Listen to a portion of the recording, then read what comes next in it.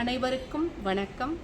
நான் முனைவர் மா. ராஜகுமாரி, சீதாலட்சுமி ராமசுவாமி கல்லூரி தமிழ்துறையில் முதுநிலை உதவி பேராசிரியராக பணியாற்றி கொண்டிருக்கிறேன்.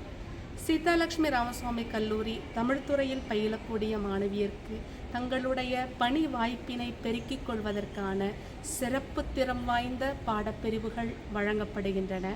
குறிப்பாக இலக்கிய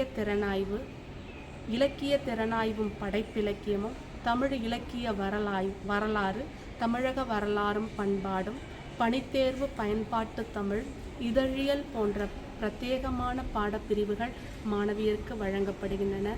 வருடந்தோறும் மாணவியர்கள் தங்களுடைய கலைத்திறனை வளர்த்து கொள்வதற்காக தமிழ்துறை சார்பாக முத்தமிழ் விழா என்ற சிறப்பான நிகழ்வு மாணவர்களுக்கு வழங்கப்படுகிறது. அந்த நிகழ்வில் உலக புகழ் பெற்ற சிறப்பான பேச்சாளர்கள் அழைக்கப்பட்டு ஒட்டுமொத்த கல்லூரி அனைத்து மாணவர்களுக்கும் அது ஒரு சிறப்பு நிகழ்வாக இங்கு நடத்தப்படுகிறது.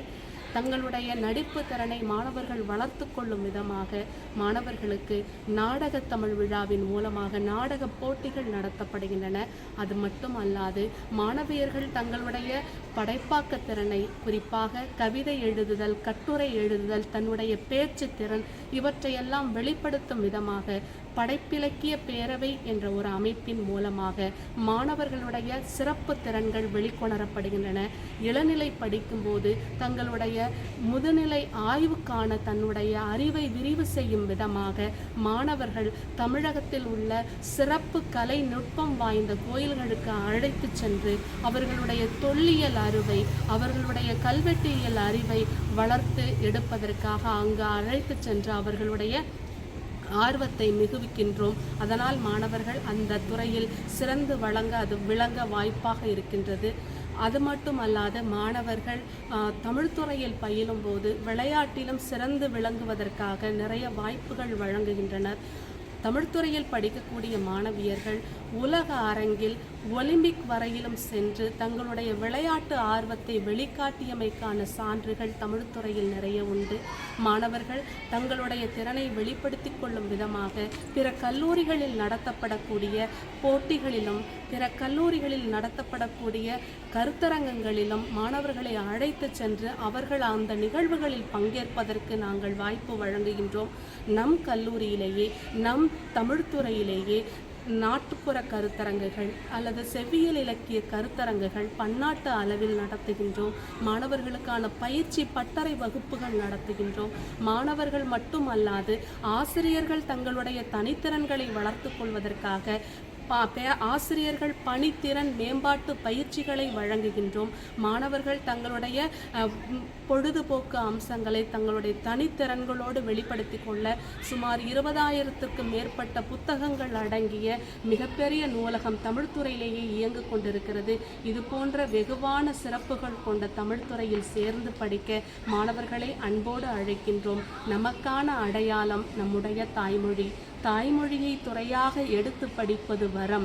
ஆகவே தமிழை துறையாக எடுத்து பயின்று வாழ்வினில் மேன்மையடைய வாருங்கள், வாழ்த்துகின்றோம். நன்றி. வணக்கம், என் பேர் தனலட்சுமி. 2021 டோக்கியோவில் நடந்த ஒலிம்பிக்ஸில் 4x400 மீட்டர் ரிலேயில் நான் கலந்துருக்கேன். இப்போது நான் டிஎன்இபியில் ஸ்போர்ட்ஸ் ஆஃபீஸராக ஒர்க் பண்ணிகிட்டு இருக்கேன். 2016லேருந்து 18 வரைக்கும் சீதாலட்சுமி ராமசுவாமி காலேஜில் பிஏ தமிழ் எடுத்து படித்தேன்.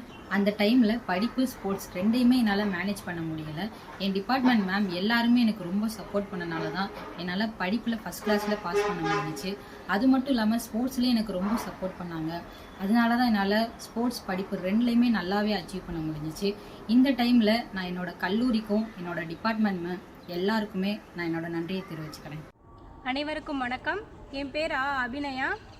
நான் இளங்கலை தமிழ் இலக்கியம் 3ஆம் ஆண்டு இங்கு பயின்றிருக்கிறேன். இந்த கல்லூரியை பற்றி சொல்லணும்னா, அதுவும் தமிழ் துறையை பற்றி சொல்லணும்னா நிறைய இருக்குது. நான் பேச்சு போட்டிக்கு ரொம்ப ஆர்வமுள்ளதாக இருந்தேன் பள்ளி ஆண்டுகள் வரையும். ஆனால் எந்த மேடைக்கும் என்னால் போக முடியலை. அதுக்கு காரணம் என்னோட தயக்கமாக இருக்கலாம், இல்லை என்னோட தன்னம்பிக்கை இல்லாமையாக இருக்கலாம். இந்த கல்லூரிக்கு பல போட்டிகளுக்கு, இந்த கல்லூரியில் நடக்கிற போட்டிகளுக்கும் வெளிக்கல்லூரியில் நடக்கிற பல போட்டிகளுக்கும் என்னை ஆசிரியர்கள் அனுப்பி வச்சாங்க. அதன் மூலமாக நான் நல்ல பேச்சு போட்டிக்கு தயாரானேன். பேச்சு போட்டியில் எப்படி பேசணும், ஒரு மேடை ஏறினா எப்படி தைரியம் வரணும், எனக்கு வந்து தன்னம்பிக்கை எப்படி கொடுக்கணும் அப்படின்னு சொல்லி எல்லாமே அவங்க பண்ணாங்க. இது மட்டும் இல்லாமல் இப்போ வந்து வெளிக்கல்லூரியில் நடக்கிற கருத்தரங்குக்கும் பயிலரங்கத்துக்கும் எங்களை வந்து அழைச்சிட்டு போனாங்க. நாங்கள் எல்லாம் அங்கே போனதுக்கப்புறம் தான் தெரிஞ்சுக்கிட்டோம் இன்னமும் இதில் ஆய்வு செய்ய இவ்வளவு இருக்குது அப்படின்னு சொல்லி. எங்களுக்கு மேல்கல்வி படிக்கிறதுக்கு இது ஒரு வழிகாட்டியாகவும் இருந்திருக்கு. இதற்கெல்லாம் காரணம் வந்து தமிழ்துறையை தான் சொல்லணும். கடந்த ஆண்டு குரூப் 4 தேர்வு நடந்ததில் எங்கள் மாணவிகள் நாங்கள் எல்லாரும் சேர்ந்து குரூப் 4 எக்ஸாம் எழுதுனதில் 14 பேர் தேர்வாயிருக்கோம். நாங்கள் இதில் வெற்றி பெற்றதுக்கு காரணமே எங்கள் தமிழ்துறையில் இருக்கிற பாடத்திட்டமும் இன்னொன்று எங்கள் ஆசிரியர்களோட ஊக்குவித்தமும் தாங்க சொல்லலாம். இந்த எக்ஸாமில் நாங்கள் இப்படி படித்தா இப்படி ஆகலாம் அப்படின்னு சொல்லி கொடுத்தது அவங்க தான். கடைசியில் தேர்வுக்கு போனப்போ தான் தெரிந்தது இந்த நம்மளோட பாடத்திட்டத்துலேருந்து தான் இங்கே பாதி கேள்வி வந்திருக்கு அப்படின்னு சொல்லி இதில் நாங்கள் வெற்றி பெற்றிருக்கோம். இன்னொன்று நான் சொல்ல விரும்புகிற இந்த இடத்துல, ஏதோ ஒரு கிராமத்தில் இருந்து 1.5 மணி நேரம் ட்ராவல் பண்ணி வந்து இந்த கல்லூரிக்கு சீதாலட்சுமி ராமசாமி கல்லூரிக்கு வந்தப்போ என்னோட அடையாளத்தை தேடி நான் அலைஞ்சேன். என்னுடைய அடையாளம் இந்த தமிழ் துறையில் கிடைச்ச மாதிரி உங்களுடைய அடையாளமும் சீதாலட்சுமி ராமசாமி கல்லூரி தமிழ் துறையில் கிடைக்கலாம். தேடுங்கள். வாழ்த்துக்கள்.